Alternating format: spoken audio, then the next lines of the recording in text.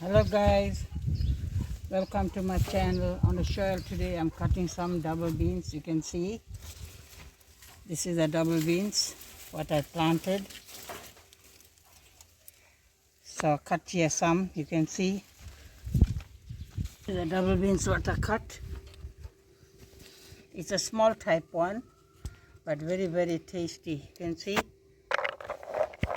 it's a small type one. This double beans is nice guys when you're making herbs. You can put in the herbs and cook, or same curry, same with peel, you can mix seeds and cook.